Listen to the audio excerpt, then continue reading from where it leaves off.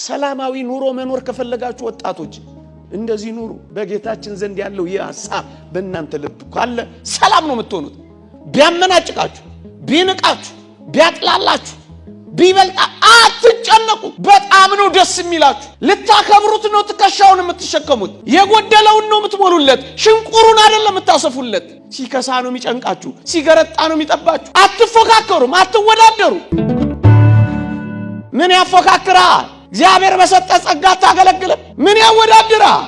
እኩል ሆነ ሳለ ዝቅ በል። አስቀድመው፣ አስበልጠው፣ የተሻለ አድርገው። አያምህም። ያኔ ዓለም ሰላም ለምን አልሆነችም ካላችሁኝ ዋናው አጀንዳዋ እኔ በልጥ ፉክክር ውስጥ ስለገባች እኮ ነው። አንዱ ድሮን ሲፈጠር አንዱ ጸረ ድሮን እየፈጠረ መከራውን የሚበላው ለምን መሰላችሁ? እኔ በልጥ ስላለ ነው። ይሄን ዓለም የሚያንጫጫው ውድድርና ፉክክር እኮ ስለሆነ ነው።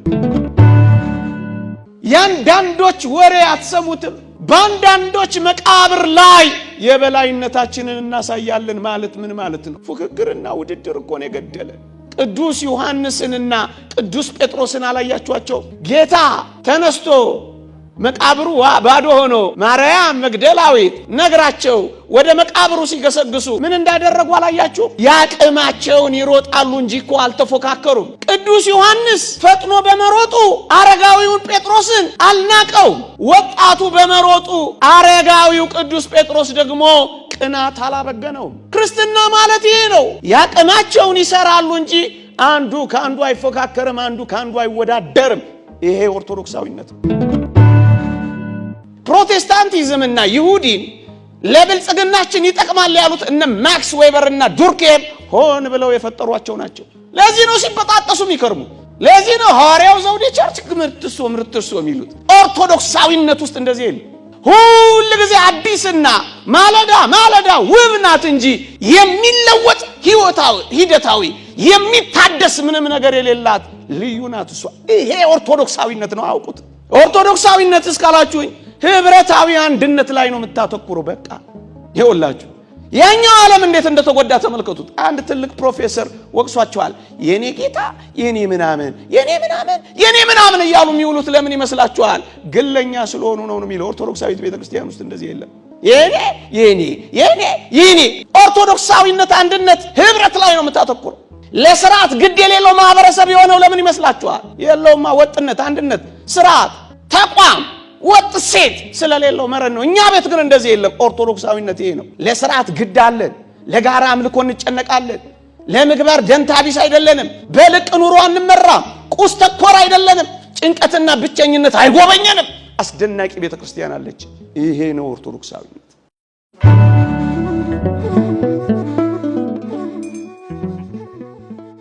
ኦርቶዶክሳዊነት የሚል ነው ሰፊ ጉዳይ ቢሆንም የምታውቁት ብቻ ሳይሆን ብዙዎቻችሁ እየኖራችሁበት ያለው ቢሆንም ከዚህ ደግሞ የበለጠ አብልጠን ኦርቶዶክሳዊነትን እንድንኖር ጥቂት ማስታወሻዎችን አቀርብላችኋለሁ። ኦርቶዶክሳዊነት ባጭሩ ምንድነው? ከጉባኤያችን ዓላማ አንፃር አብሮ እንዲሄድ ፈልጌ ነው።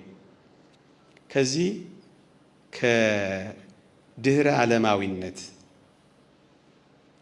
ፖስት ሴኩላሪዝም፣ ድህረ ዘመናዊነት፣ ፖስት ሞደርኒዝም በኋላ በምድራችን ላይ እየተቀነቀነ ያለው ሐሳብ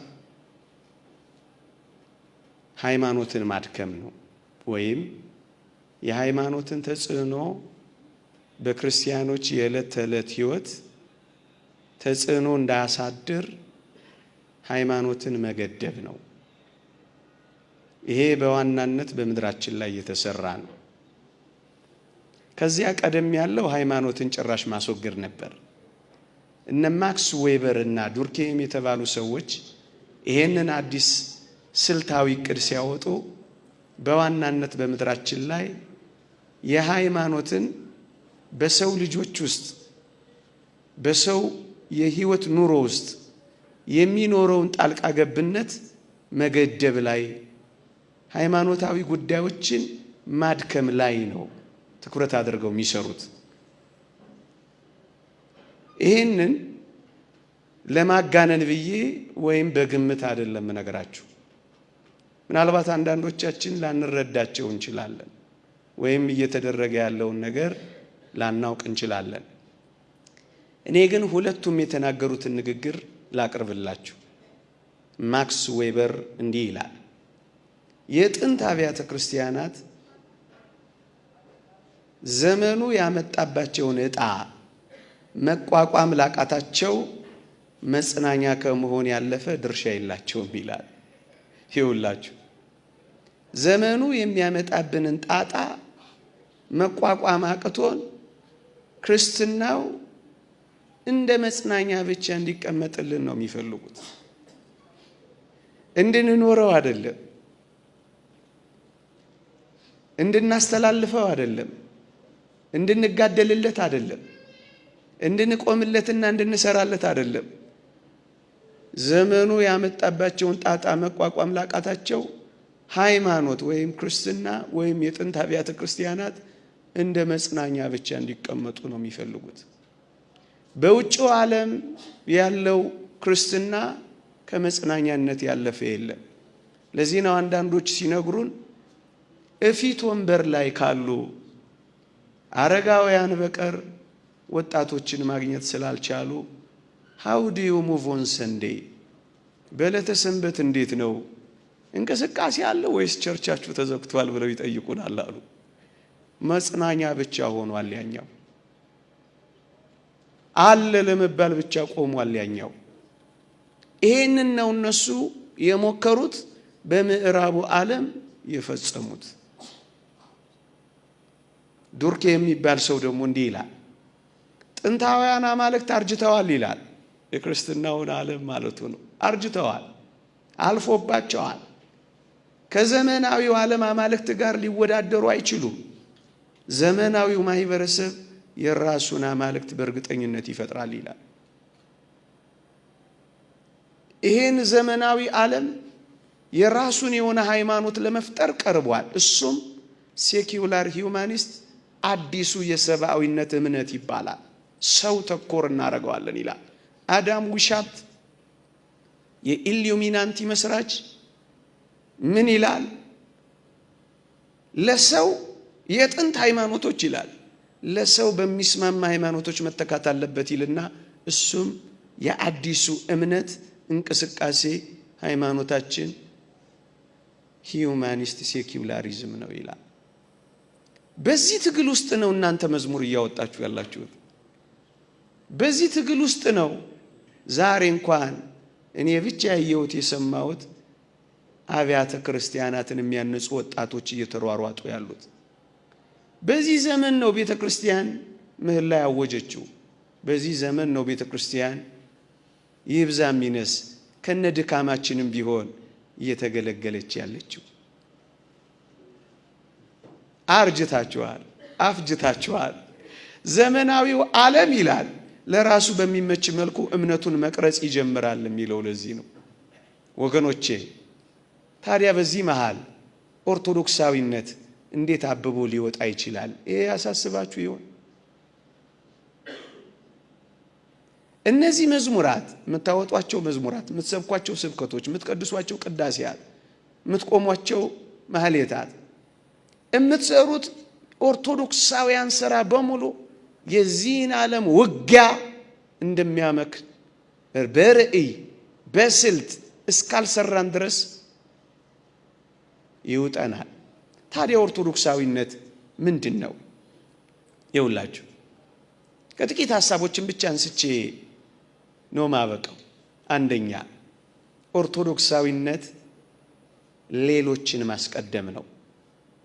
ደግሞ ያለው ኦርቶዶክሳዊነት ለባልንጀራ ጭምር ማሰብ ነው። አሁን ያልኳችሁ ሴኩላር ሂዩማኒስት የአዲሱ እምነት እንቅስቃሴ መርሁ ምንድነው ካላችሁኝ ቃል በቃል አንብብላችሁ። መርሃቸው ምን ይላል መሰላችሁ?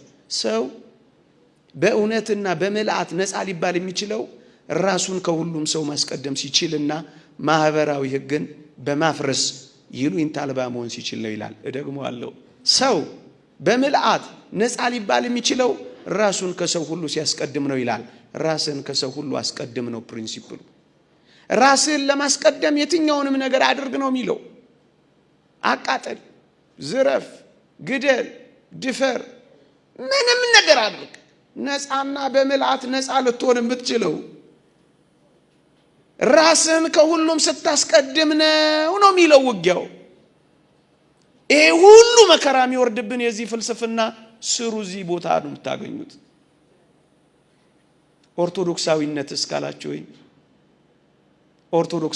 እስካላችሁኝ የክርስትና የማዕዘን ድንጋይ ትምህርት ነው። እሱ ምንድነው? ከራስህ ይልቅ ባልንጀራ ካንተ ይልቅ እንዲሻል በትህትና ቁጥር። በክርስቶስ ኢየሱስ የነበረ ይህ ሐሳብ በእናንተ ዘንድ ደግሞ ይሁን። በቃ ከኔ ይልቅ አንተ ትበልጣለህ፣ ከኔ ይልቅ አንተ ትሻላለህ፣ ከኔ ይልቅ አንተ ቅደም፣ ከኔ ይልቅ አንተ ክበር፣ ከኔ ይልቅ አንተ ድመቅ፣ ከኔ ይልቅ አንተ ታወቅ። አንተ ከኔ የምትበልጥ ብቻ አይደለህም፣ አንተ ከኔ በጣም የተሻልክ ነህ። ይሄ ክርስትና የማዕዘን ድንጋይ ነው። ኦርቶዶክሳዊነት ይሄ ነው።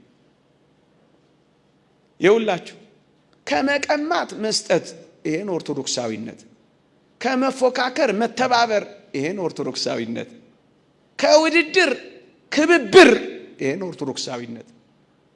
በፉክክር ውስጥ ትከሻ ለትከሻ ክንዳችን በዛለ ቁጥር እንደምንበላ እንዳትረሱ።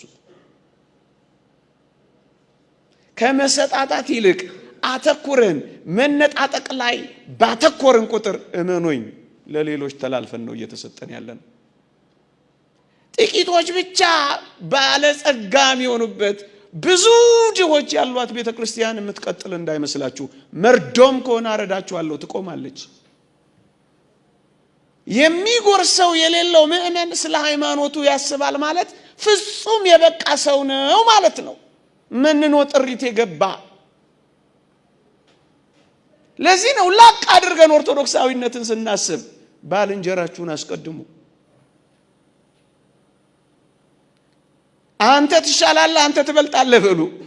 በግልባጭ እኮ ነው የሚያስበው። ሰው በምልአት ነፃ ሊባል የሚችለው ራሱን ከሁሉ ሰምቶ ያስቀድም ነው የሚለው። የክብር ባለቤት መድኃኒታችን ኢየሱስ ክርስቶስ ዓለምን ድል የነሳው በምን እንደሆነ አታውቁም? ከእግዚአብሔር ጋር መተካከልን መቀማት እንደሚገባ ነገር ሳይቆጥር ራሱን ባዶ አደረገ እኮ ነው የሚለው። እኩል ሆኖ ሳለ ዝቅ አለ። እቀማለሁ ሳይል መጣ። ይወሰድብኛል ሳይል ሰው ሆነ። በክርስቶስ ዘንድ የነበረ ሐሳብ ማለት ይሄ ነው። እኩል ሆነ ሳለ ዝቅ በል። አስቀድመው፣ አስበልጠው፣ የተሻለ አድርገው። አያምህም ያኔ። ዓለም ሰላም ለምን አልሆነችም ካላችሁኝ ዋናው አጀንዳዋ እኔ በልጥ ፉክክር ውስጥ ስለገባች እኮ ነው። አንዱ ድሮን ሲፈጥር አንዱ ጸረ ድሮን እየፈጠረ መከራውን የሚበላው ለምን መሰላችሁ? እኔ በልጥ ስላለ ነው። ይሄን ዓለም የሚያንጫጫው ውድድርና ፉክክር እኮ ስለሆነ ነው። ያንዳንዶች ወሬ አትሰሙትም?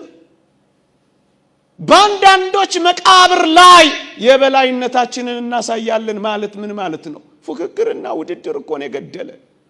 መነጣጠቅ እኮ ነው እየቀበረን ያለው። አብሮ መጥገብ እየተቻለ አብሮ ወደ መራብ ሄድ ነው። አብሮ ያው መሆን እየተቻለ አብሮ መሞት የጀመርነው እኮ ለዚህ ነው። ኦርቶዶክሳዊነት ግን ባልንጀራውን ያስቀድማል። ይህ ኦርቶዶክሳዊነት ነው። ይህ ሰላም ነው ወገኖቼ። አንተን ካስቀደምኩኝ አንተ ስትከበር ባይ አይከፋኝም፣ ምክንያቱም ትበልጠኛለህ። አንተ ብትንቀኝ እንኳን ቅር አይለኝም። ሰላማዊ ኑሮ መኖር ከፈለጋችሁ ወጣቶች እንደዚህ ኑሩ። በጌታችን ዘንድ ያለው ይህ ሐሳብ በእናንተ ልብ ካለ ሰላም ነው የምትሆኑት። ቢያመናጭቃችሁ፣ ቢንቃችሁ፣ ቢያጥላላችሁ፣ ቢበልጣ አትጨነቁ። በጣም ነው ደስ የሚላችሁ። ልታከብሩት ነው ትከሻውን የምትሸከሙት። የጎደለውን ነው የምትሞሉለት፣ ሽንቁሩን አይደለም የምታሰፉለት። ሲከሳ ነው የሚጨንቃችሁ፣ ሲገረጣ ነው የሚጠባችሁ። አትፎካከሩም፣ አትወዳደሩ። ቅዱስ ዮሐንስንና ቅዱስ ጴጥሮስን አላያችኋቸው? ጌታ ተነስቶ መቃብሩ ባዶ ሆኖ ማርያም መግደላዊት፣ ነግራቸው ወደ መቃብሩ ሲገሰግሱ ምን እንዳደረጉ አላያችሁ?